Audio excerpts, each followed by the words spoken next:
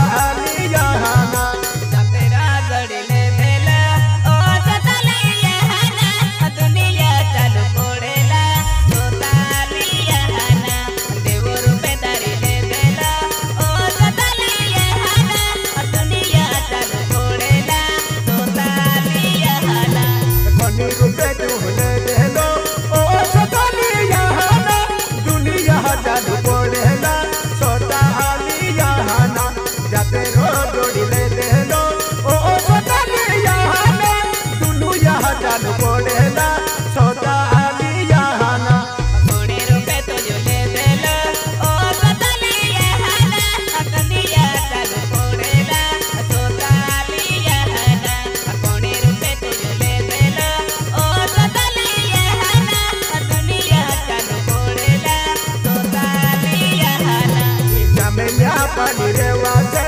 ओ सदलिया ना मदन महाराज मिले है सोतालिया ना मुने खेल दी जारी ओ सदलिया ना मदन महाराज आवे है सोतालिया ना या खेल दबो केड़ा ओ सदलिया ना मदन महाराज आवे है सोतालिया ना मुने खेल दी जारी ओ सदलिया ना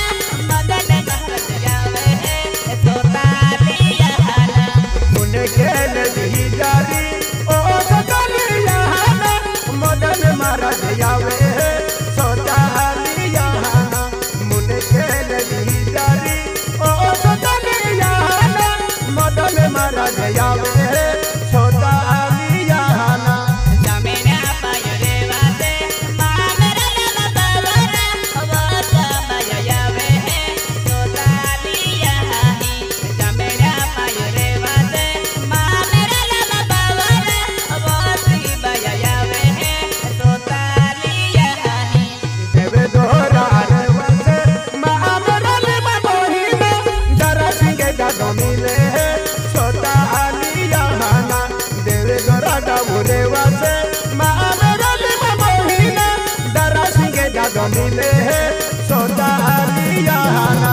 जमीना पायो रे वासे मामेरा लला बावरा करीना पायो यावे है सोतालिया ही जमीना पायो रे वासे मामेरा लला बावरा करीना पायो यावे है सोतालिया ही केवेरी गावरे वसे मामरल बहिने किसने है गादो यावे है मेरा आली बहिना केवेरी गावरे वसे मामरल बहिने किसने है गादो यावे है मेरा आली बहिना सीता गावरे वासे मामेरा लला बावरा सकीन पड़े यावे है सोतालिया ही सीता गावरे वासे मामेरा लला बावरा सकीन पड़े यावे है सोतालिया ही सापे घोड़ी जारे वसे मामरल बहिने सोगने है गादो मिले है सोतालिया ना सापे घोड़ी जारे वसे मामरल बहिने सोगने है गादो मिले है सोतालिया ना सीता गावरे वासे मामेरा लला बावरा अपने दिल से यावे है सोतालिया ही सीता गावरे वासे मामेरा लला बावरा अपने दिल से मिले है सोतालिया ही देवी सियाका का पोयरो मामरल बहिने संतोष मोरे यावे है मेरा आली बहिना मुने खेल दी जारी मामरल बहिने संतोष मोरे यावे है मेरा आली बहिना सीता गावरे वासे मामेरा लला बावरा राम बाबा यावे है सोतालिया ही सीता गावरे वासे मामेरा लला बावरा राम बाबा यावे है सोतालिया ही सापी घोड़ी क्या हरे वासे मामरल बहिने लोटा बया यावे है मेरा आली बहिना सापे घोड़ी क्या हरे वासे मामरल बहिने संतोष मोरे यावे है मेरा आली बहिना सीता गावरे वासे मामेरा लला बावरा अभी से न पड़े यावे है सोतालिया ही सीता गावरे वासे मामेरा लला बावरा अभी से न पड़े यावे है सोतालिया ही तेजी के जामने पानी मदन महाराज मदन महाराज अपो मांडवी गाँव जामने पानी के मदन महाराज यहाँ मोगी माता भक्त है यहाँ मगे माता भक्त है मदन महाराज यहाँ मोगी माता भक्त है आगदा त्या म्हणजे केनो भी बड़वाई कहते हैं एक क्या के कहनो भी दुखे मदन महाराज भूद्रवे उतरा रहेगा हाँ हरी गदा केनो भी दुख म्हणजे मदन महाराज भूद्रवे है जामने पानी में मुझे खूब पब्लिक जाए क्या जागे हाँ चल कोयरे ले बैठे मेरी बाल बच्चों ने वे तो मेरी चल बाल बच्चों भी जाए किया जागे जाते थे मदन महाराज जागे हाँ तो भारी मजे खूब पब्लिक है पुणे ने पब्लिक आवे है इंदौर ने पब्लिक आवे है केंद्र ने पब्लिक आवे बड़वानी से खूब आया होता है निमड़ पट्टिम से खूब आया होता है मदन महाराज जागे ते कहना भी जो खुदरा विजय है मदन महाराज यही रोडाली वचन सोंगर्यालय रेकॉर्डिंग करा लागोली 2024 चालू 2024 चालू वचन सोंगर्यालय मदन महाराज रेकॉर्डिंग करा लागोली कुपांड्री रेकॉर्डिंग स्टुडिओ अंजन पावरा ती म्हणजे मदन महाराज रोडाली रेकॉर्डिंग मीडिया आणि ती आधी किलोवे वसीबाई मुनके हिजारी आवे आणि अपू करीना बाई अपू बंदरवाला अंतिम दादा अंतिम बर्डे हाँ आणि ती माता ती पिंटी बाई नाही हाँ बंदरवाली पिंटी बाई आणि त्याची जे देवदरवाला तारा सिंग मुखडे आणि फतेपूर वाला रतन मुखडे ये भी यहाँ मोगी माता यात्रा जाते हैं हाँ हाँ देखिए जे आणि सापड़ के वाला संतोष मोरे दिया वो वाली लोटा भैया ये भी म्हणजे वचन सोंगर्या यहाँ मोगी माता रोडाली आखी होते हैं आणि देखिए जे सगन चोरोले सापड़ के वालो हाँ सगन चोरोले भी आविलेलो है आणि देखिए जे संतोष पाडवी प्रेम पाडवी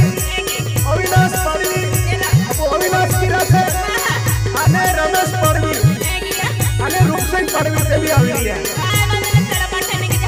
देखिए मांगीलाल पाडवी सापड़ के वालो